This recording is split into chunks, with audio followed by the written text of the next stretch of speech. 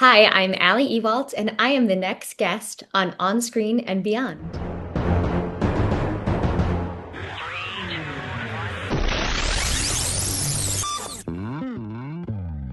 On Screen and Beyond, an inside look into the entertainment world featuring interviews with people from the movie, TV, and music industry, news on upcoming TV and DVD releases, and the rumor mill.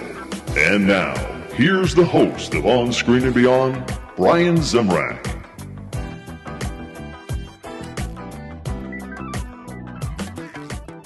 And we are off on another edition of On Screen and Beyond. Thank you for joining us. This is On Screen and Beyond, the show that brings you a guest from the movie, TV, or music industry and keeps you updated on what's coming your way as far as upcoming new movies, remakes, sequels, prequels, as well as what's heading your way as far as DVD, Blu-ray, 4K, streaming, all that stuff.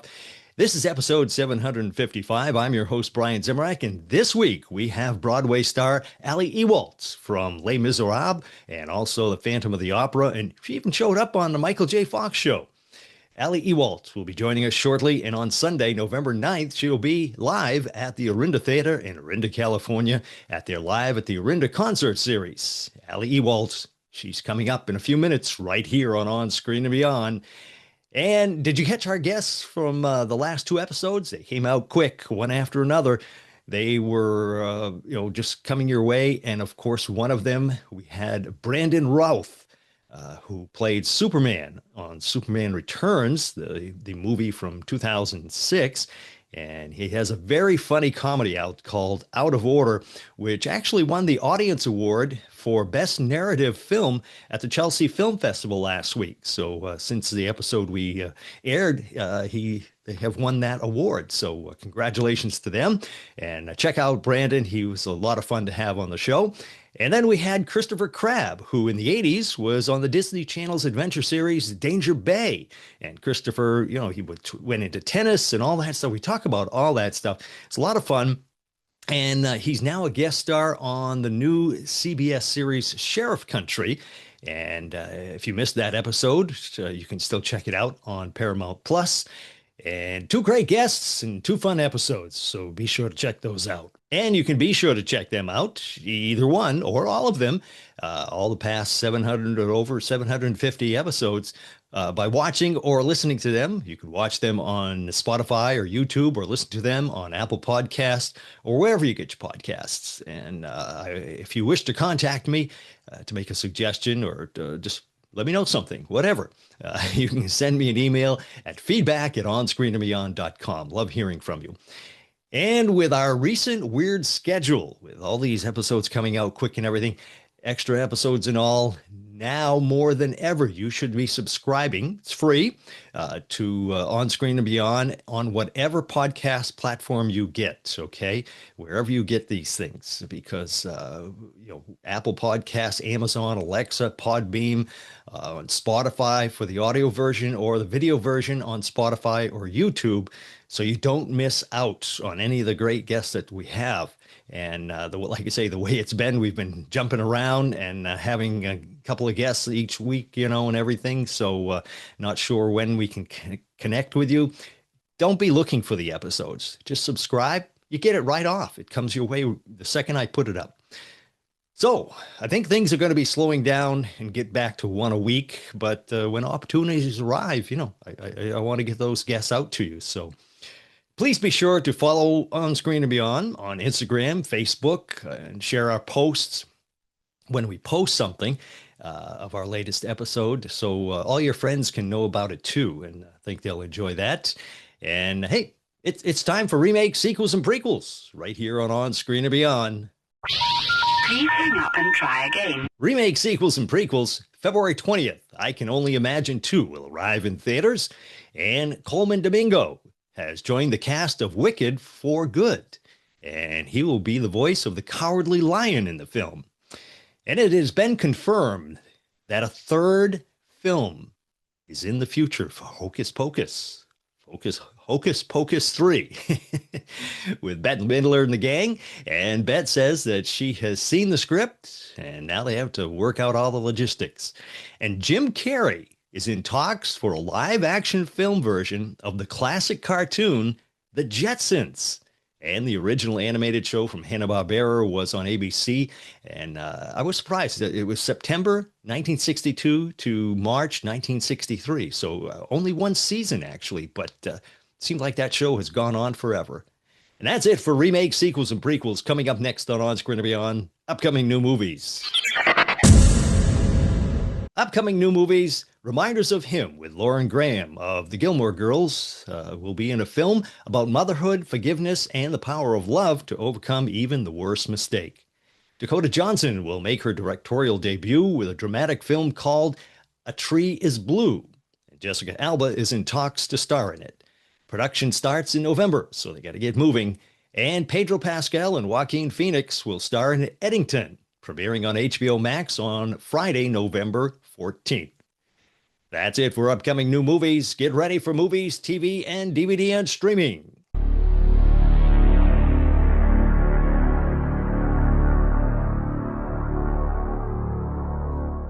Movies and TV on DVD and streaming. Thunderheart with Val Kilmer and Sam Shepard debuts on 4K Ultra HD on January 13th and December 9th. Look for The Walking Dead, Daryl Dixon Season 3 will be landing on Blu-ray and on DVD. It looks like Edward Scissorhands gets a 4K release on October 28th. November 7th, Paul McCartney and Wings. Wings Blu-ray collection flies on to Blu-ray. And it looks like Two and a Half Men, the complete series Blu-ray, laughs its way onto Blu-ray on November 11th. And that's it for movies and TV on DVD and streaming. It's TV and entertainment time.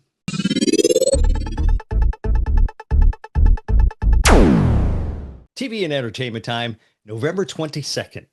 FETV will be bringing us The Waltons, The Homecoming, A Christmas Story. And on November 23rd, you can look for The Brady Bunch, A Very Brady Christmas. And on Thanksgiving night, Miracle on 34th Street from 1947. Get into the Christmas spirit. It's coming. November 7th, Pluribus premieres on Apple TV with 2 episodes, then every Friday after that through December 26th. And Project Runway with Heidi Klum as host has been renewed for season 22 in 2026. And that's it for TV and entertainment time. Up next, we chat with Ali Ewoldt of the Phantom of the Opera on Broadway. She's next right here on Screen and Beyond.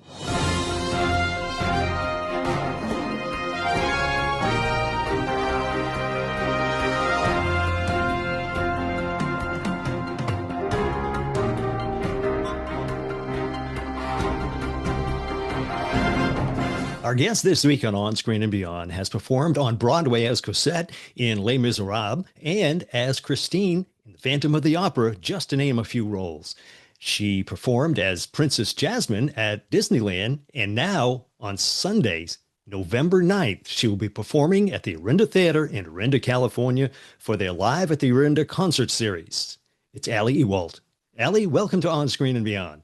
Thank you so much for having me. It's so nice to have you here. And I know that the excitement of you being at the Orinda is really going high. People are just so excited. They've had a great start to the season this year. And you are going to just add to that, I know. Thank you so much. I'm so excited. I can't wait to get out there.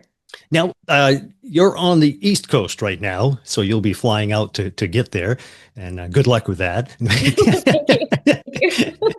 Hopefully, you don't have any delays and all that stuff. Hopefully, you're not going the morning of. No. I'll have a little extra buffer time to be there for sure. But since you haven't been to Orinda, I presume, right? Correct. I've never been. Yeah, it's one of those. I mean, you've performed on Broadway, so not much compares with the theaters on Broadway, but it is a beautiful theater, a movie theater that has that style of the old. It was built. I don't know what it was when it was the dates, but it was back in the 40s, 50s, whatever it was, and I think you really like it there. That's wonderful. I can't wait to see it. Now, when you're on Broadway like that, I mean, does it ever occur to you, what has gone on in these theaters? I mean, just think of the people who have performed there and everything that has gone on. Does that ever come to your mind? It does. It's sort of amazing. I mean, being part of the legacy of a theater, right? When I was on Broadway with Phantom of the Opera, we had already surpassed about 30 years in the Majestic Theater on Broadway. So just, the amazing Phantom castmates that had come before me alone had contributed to this kind of magical atmosphere of the theater. And knowing that, Ethel Merman had these great stories of belting out tunes from the basement when she got stuck in an elevator. There are all these like wonderful historical stories that get passed down, and to get to be part of that legacy, to sit in the dressing rooms where all of these people that I've admired so much have gotten to sit and get ready for their show, to stand on the stage that they've stood and sung on, is really special. Do they write on the walls anywhere in the back of the stage or anything like that? I know some theaters you'll see that where it's been done. I didn't know if any of the stars on the shows have done that. I didn't know there were some. If you look underneath sort of some of the dressing tables, some people will have put a little Sharpie signature, but they tend to sort of repaint in the Broadway houses. But I've been through a lot of amazing touring houses where we have these wonderful murals, and you get to see all of the people who've performed there in the past. I remember when I was in college, my senior year of college, I performed. I went to Yale University, and I performed with the graduate opera program. They needed an extra soprano for a smaller role in The Marriage of Figaro. And I was backstage at the theater, at the Shubert Theater in New Haven, where a lot of Broadway shows had had their original tryouts before they came into New York, where a lot of tours had passed through. And I remember very distinctly seeing a tour, and Sutton Foster had signed her name on the wall. And I thought, oh, I know who Sutton Foster is. I'm so excited to get to be in a theater that she performed in. I mean, I'm sure there were hundreds and thousands of amazing names on those walls, but it really inspired me. I can't imagine why they would turn around and paint over these things. I mean, it's like, I mean, the legends that have done this, and it's, I'm sure, they're just trying to make things look neater, but backstage, who cares? I mean, yeah. Tis true. Tis true. We're not the front facing folks. I mean, we could use some other upgrades backstage other than just a paint job for sure. Right. Yeah. Yeah. Now, how about you? Have you ever written your name anywhere on any of the theaters that you've performed in? I have, and it's fun to sort of go back and see them. I remember I performed at the Pantages in Los Angeles, Hmm. and they had a medicine cabinet in sort of the primary dressing room. And I signed my name and, the show that I was in. And I went back years later to see a touring production of Miss Saigon. I had some friends in the cast, and so they let me come backstage. And I went into this dressing room, and they had removed the medicine cabinet. However, they took the signatures and framed them and put them on the wall. And so I was still there. Felt like I left my mark and got to go back and Yeah. visit. But I'm sure, like I say, when you're at a theater, you just must be, it has to go through your mind the things that have gone in there. Absolutely, absolutely. And I think that's part of what's so wonderful about what I get to do is that, theater is very fleeting, right? Like no performance is like the other. It's why we go see live theater and live concerts, because you get to discover something that no one's ever going to see sort of before or since. But to know that all of this energy has passed through, even if it hasn't necessarily been recorded like a movie, to know that all of these people have sung and had their blood, sweat, and tears put into these productions, and that energy to me really still exists in those spaces and helps inspire me to perform. Yeah. Now, is there anybody that you've performed with or would like to perform with that on stage like that? Oh gosh, there have been so many people that I've gotten to perform with. The first person that comes to mind is Leia Salonga, who was the original Kim in Miss Saigon. She won the Tony for that. But I got to see her as Eponine in Les Miserables. And then many years later, when I made my Broadway debut playing Cosette in Les Miserables, she came in to play Fantine. So she got to play my mother. And Leia's also the singing voice of Princess Jasmine and Mulan in the Disney movies. She has a small part in K-pop Demon Hunters right now, which is very exciting, the big hit Netflix Hmm. movie. Yeah. Um, but I'm half Filipino and she's Filipino. And so when I was growing up, my family, got to see the making of Miss Saigon VHS that came out, and I remember all of my family members saying like, "Look, this is someone who comes from our culture and is having this amazing success on Broadway," and that really resonated to me.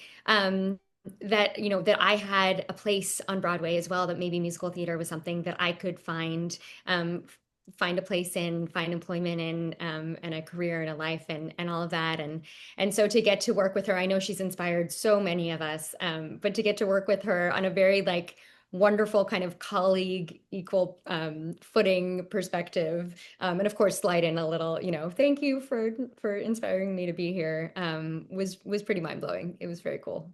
Was being on stage what you absolutely wanted to do when you were a little girl growing up? I understand that you've been performing for a little while when you were young, right?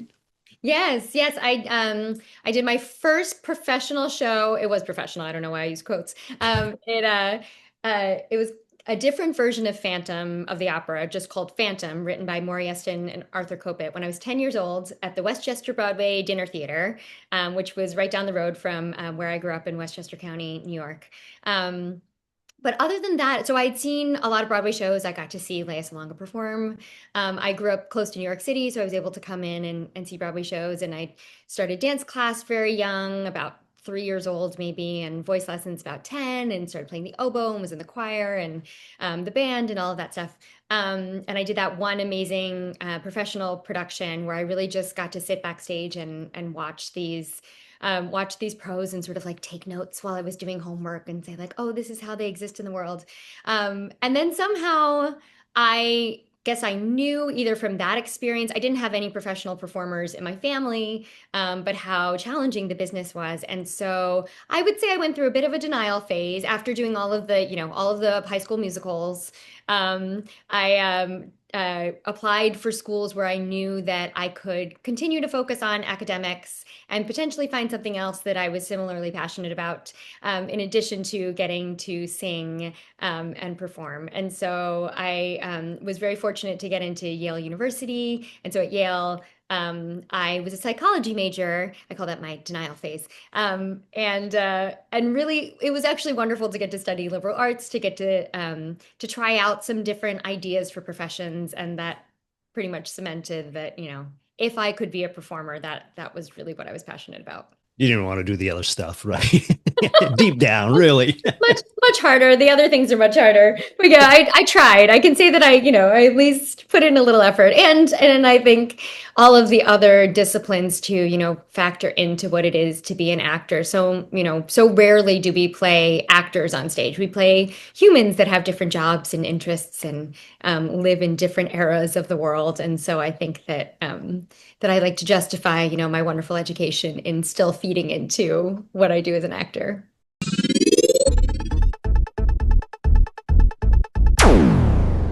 Hi, I'm Margot Martindale, and I'm on Screen and Beyond. When you're performing a play or anything that you're doing on stage, how, we see the results for that night. You do a show, like you say, the next show, same show, but can be different. But how long do you have to practice before that show? Give us an idea of how that works. Yeah, it completely depends. Sometimes we are allowed a lovely period of time, and a lovely period of time can be 6 weeks to put up a Broadway show, right? It's much shorter than at least I was under the impression of when we rehearsed for months and months and months in high school to put on, our high school musical. Sometimes, if I'm doing, say, a regional show, I work a lot at the Muni in St. Louis, and I think we have 10 days to put up a whole Wow. musical. And sometimes, so sometimes it's longer, sometimes it's shorter. If I'm going into to an existing show, so say when I joined the Phantom of the Opera, I had 3 weeks to rehearse the role of Christine. And the first week was pretty much in the studio, singing through the whole score, learning the blocking choreography. And then I had a week on stage, just sort of with fellow cast members, kind of figuring things out. And then another week adding on the costumes and different technical elements, and then a little bit of orchestra, but it always kind of feels like, you're really putting all the elements together for the first time in front of an audience. Oh, But then there's that, that there's so much work that goes into rehearsing a show that, isn't in the exact rehearsal process, right? So even doing a show like I'm going to do at Orinda, these are songs that I've been singing for, decades. And so all of that sort of cumulative practice and making sure I'm warming up and continuing to take care of my voice and my body and all of those things, it becomes kind of a whole lifestyle. And every day is yeah. trying to prepare for the next performance. Yeah, but 10 days to I mean, I can't imagine you I mean, you do a movie and they seem to have, more time than that sometimes, Yep. or at least they get the script ahead of time and you can, Yeah, it yeah, requires a lot of amazing organization and a wonderful sort of, wonderful infrastructure. And you really get this sense of how everyone is working together, the crew and the cast and the orchestra, and everyone is like simultaneously putting all their pieces together so that, you kind of hope that you do all the homework and then the magic happens when performances begin. I'm sure with that short of time, there's got to be slip ups and goof ups and things like that happen. I mean, it's just natural, or maybe you're perfect. I don't know. And But have you ever had anything that you could share with us that, happened that would be amusing? Oh gosh. Oh, there's so many. I mean, really, truly, live theater. There's nothing like it. Stuff goes wrong all the time. I'm trying to think what well, one of my most memorable incidents was when I was doing Phantom. I found that doing Phantom, I don't usually consider myself a clumsy person. But I fell down all the time. Like all the time in different ways. And it was because we were on a steel stage and we had a lot of dry ice to make the Right? The swirly smoke and fog smoke mist. And steel, when it gets like some wet condensation on it, shockingly becomes very slippery. And I had all these long dresses with long trains on them. And I'd sort of been warned about certain moments in the show. And one night I just got really excited in the moment after the music of the night. Christine kind of wakes up and she's wearing, her long negligee, white flowy dress. And she has to like get out of the boat and then rip the Phantom's mask off and then kind of run away in terror. And one night I got up and it was all going well. And I ripped off the mask and I took off running, not realizing that it was a particularly humid day. And that meant the floor was even more slippery than usual. And I completely bit it, just totally oh, fell down. And we had these, it's called the portcullis, but like the big, great sort of trellis that comes down. And it turns out that I kind of scratched my hand on the inside, but I didn't realize at the time because I was just mortified. I was like, get up, you have to keep running. Because it was a whole running sequence of like, you run up to the gate and then across and then back down stage. And so I remember I got up as quickly as I could and I ran, and then I'm supposed to fall down at the end. And I fell down super hard on purpose so that it looked like maybe the first fall was on purpose too, and trying to, escalate the whole thing. And I get off stage, and of course, everyone's like, "Are you okay? Are you okay?" And it's like, "Oh, I'm fine, no big deal." And I look down, and I've got blood all over my oh, hand, blood geez. on my dress, and blood on the mask. It was just very um, a, a scratch that looked more dramatic than it was. Hmm. But just all of those things in the moment of I have to stay in the scene and somehow make the audience think that they didn't see me fall down. Right. So did they Like they did they did. think that that was just part of the I show? don't know. But I have found that more often than not, when mistakes happen, unless an audience knows a show super, super well, I feel like we can sell things enough that they think that, that these things were supposed to happen. I feel like that's part of our job is kind of to roll with things. And then I think there's also the bonus fun of when it is obvious to an audience that, that something has gone amiss, and then they get to be part of whatever that action is. Yeah. Now, did the Phantom's mask ever fall off other than when you take it off? Oh my gosh, not for me, thankfully. I'm sure it's happened in the past, but it's got a nice sort of a metal strap on the back, and so they're very particular. All the masks are made to fit the men specifically, and so ideally everything stays Yeah. It's supposed to. Now, I mentioned in the introduction that you were Jasmine at Disneyland. Hmm. Was that after college, before college, or when did that come about? It was my first job out of college, my first big job. When I was doing the production of The Marriage of Figaro that I mentioned with Yale Opera, somebody in the audience happened to be a New York theatrical agent who was friends with someone else in the production. And afterwards, she came up to this cast member of mine and said, "Hey, the young woman who sang the role of Barbarina sounds like she could maybe do musical theater." And he said, "Actually, that's what she's interested in." And so, just by very lucky circumstance, she brought me in to sing for The Office, to audition for them, and they agreed to take me on. And so, sort of the fall after I graduated from Yale, I got to come out to Anaheim, and I was the Jasmine understudy slash body double. So I got to fly on a magic carpet from, it was this amazing indoor show. Hmm. Um, and so I got to fly from kind of the top of the auditorium strapped into my own personal magic carpet, which felt like a little roller coaster. And then I often got to play the role of Jasmine on stage as well. But I grew up as a Disney kid, absolutely obsessed with the movies, going to the parks. And so, as a first job out of school, it was incredible. I had 2 days off a week. I had health insurance.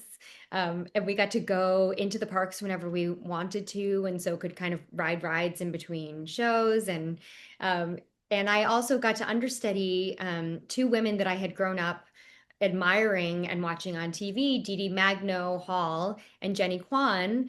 Dee Dee had been on a show on the Mickey Mouse Club reboot, and Jenny had been on a show called California Dreams. And they're both Filipino, and so I had watched them as a Filipino myself, being totally obsessed with them and inspired by what they were doing. And so for my first big job out of the gate, to get to understudy both of them was amazing. And they truly took me under their wing. They were so kind. We all shared a dressing room, which is kind of unusual, but sort of the way that, with the theme park, and they shared the role too. Um, and the day that I had my big rehearsal where I was going to be in the Jasmine costume for the first time, and my big understudy rehearsal, they sat with me and said, "Oh, it's better if you put your mic cord underneath your necklace, then it doesn't get caught on anything, or here's some helpful hints for how to pin curl your hair underneath your wig." And they were just incredibly generous with their time and energy, and I got to learn so much from watching them and being with them. Now, were you also walking around the park greeting people too, or were you is that somebody else that's doing that one Yeah, that was not me. That was someone else who was friends with Jasmine. But no, my duties were really just getting to be on stage on in this stage? Yeah. lovely, air-conditioned theater, which is wonderful and quite luxurious given the circumstances of all of my friends that had grown up performing in the parades, and that's very hard pavement that they're dancing on. And we had a nice union job inside, and still had all the perks of getting to be in the park. Now, did you do the same role in Tokyo when you were at that Disney park? No, I actually, when I worked for Tokyo Disney Sea, which is the counterpart to Tokyo Disneyland, we did a Broadway review show. And so that was all a lot of golden age musicals, a kind of a medley of different Broadway shows. We got to sing in English, but they had kind of the voiceovers in Japanese, and so I got to live outside of Tokyo for about 7, 8 months, and also had 2 days a week to explore and travel around and get to know different parts of the country, and that was really incredible. Hi, we're the Cowsills. And I'm Paul. I'm Susan.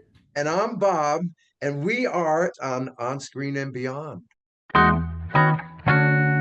I saw that you also had a what do they call it, a background role or something on the Michael J. Fox show. I did, yes. Is- Yes. Were you thinking of going into or acting on TV too, or was that just something that came up and you did it? Or I mean, I would love to do more TV film gigs for sure. It's something that I don't have a tremendous amount of experience in yet, and I think sometimes the our worlds don't always crossover in terms of casting. But that was a great opportunity that came up. We had to sing a variation on a happy birthday song in one of the episodes. I think it was just a fun 1 day shoot in like a Dave and Buster's. But that was a blast getting to do that. And the bonus obviously of getting to do something on television as opposed to on theater is that you work the 1 day, and yet like they are very kind and keep putting the show on TV, and residuals get to come from that 1 day of work. And so that's actually been a really great experience. Yeah. Now, did you actually get to meet Michael J. Fox? I did not. He was not in our scene, unfortunately, but I've heard only the most wonderful things.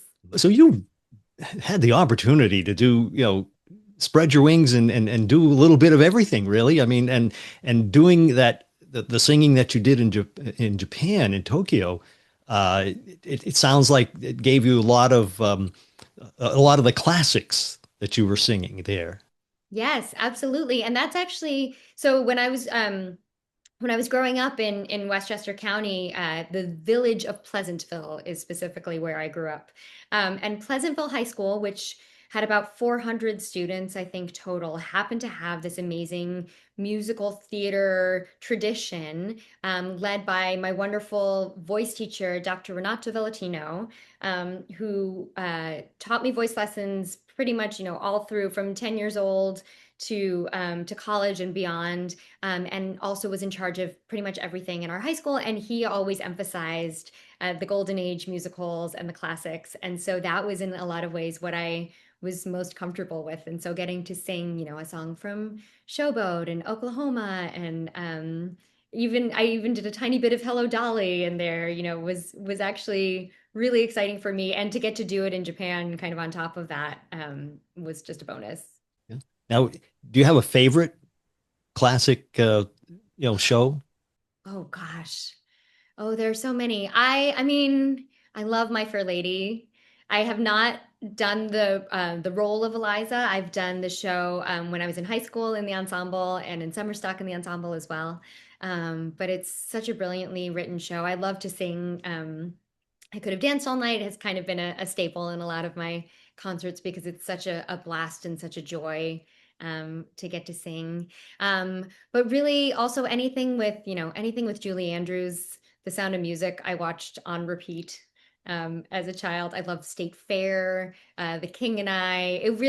There were many. My mom's eldest sister, my Tita Myrna, used to have all of the old movie musicals on VHS, and she would let us borrow them, kind of one at a time. She was very protective over them because they were her pride or her prizes, and so it was so great to get that education from getting to watch all of those growing up. Can you give us any idea, any secrets that you can hand out as far as what you'll be singing at the Orinda?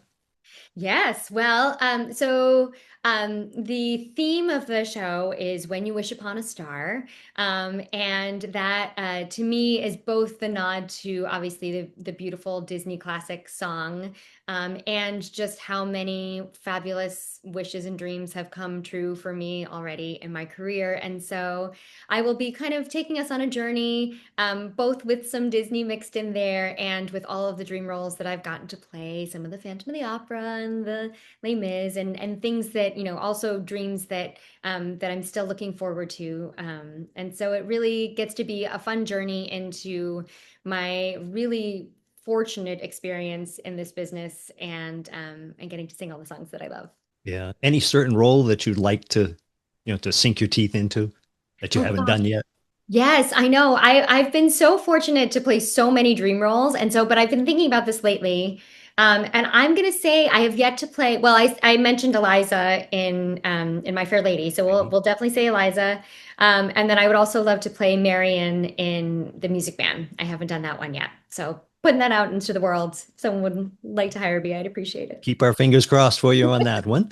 Thank you. Now, Ali, I want to finish up with one final question, but first I want to make sure people know that tickets, I don't even know right now, I don't get the update minute by minute, but they might be sold, but all sold out. But if not, be sure to go and get your tickets now for the Orinda Theater. and get you on stage and see you and have a great time. But if they are sold out, they still take names because people can back out at the last minute, and you can still get on sometimes to see the show. So be sure to do that. But Ali, when you sit back and relax, what do you enjoy on TV? What's your favorite TV shows now and of the past? And what's your favorite movies now and of the past? Oh, that's a wonderful question. My favorite, oh, there's so many to choose from. Lately, let's see. My husband and I are up on the Gilded Age. We love watching all of our Broadway folk on TV Hmm. playing great roles. Downton Abbey also was a huge favorite watch of mine.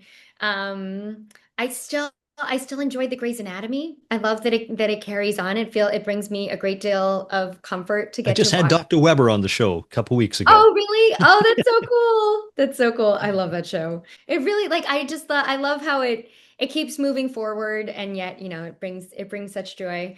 Um, let's see. I goodness. Why am I drawing a blank on all the wonderful TV shows I've watched? I mean, Great British Bake Off. I like a little bit of comfort TV, wonderful British accents and people who care about each other, who are sweet to each other. The West Wing has always been a favorite TV show of mine for sure. And then movies, I just watched, my husband and I just watched K-pop Demon Hunters. We had heard so much about it. And it's a little hard for something to live up to the hype, but we absolutely loved it. And now all the songs are constantly stuck in my head. And then I think my all-time favorite movie is probably When Harry Met Sally. Ah, It just like it resonates with me on so many levels, especially being a New Yorker. I was actually just walking through Central Park today, and it's fall weather, and thinking about all the great scenes in that movie that are filmed in the park, and how it's such a love letter to New York and to those wonderful actors that are in it, and to love. hmm. Um, so Yeah, yeah, that's a short list, but yeah, there are many that I yeah. love and Well, enjoy. Ali, I cannot thank you enough for taking the time to share with us. And once again, I hope you're going to have a great time at Orinda, and I'm sure the audience is going to love you. And thank you so much for taking the time. Absolutely. Thank you so much for having me.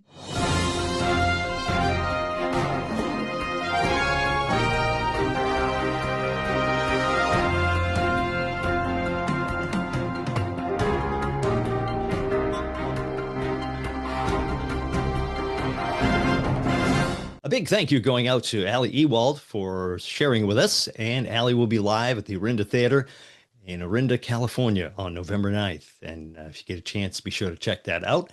We have more guests coming your way, so be sure to subscribe on YouTube, Spotify, Apple Podcasts, or wherever you get your podcasts, and be sure to tell a friend. I'm sure they will find at least one of our guests who they will enjoy, and hearing all their stories and everything else. So I hope you'll do that. And I hope you'll look at all of our back catalog too. We've got a lot of great guests there that you might enjoy. I hope you'll join us for each and every episode. So that's it. That's a wrap for this episode of On Screen and Beyond. So until next time, when we once again take you on screen and beyond, I'm Brian Zemrak. Take care.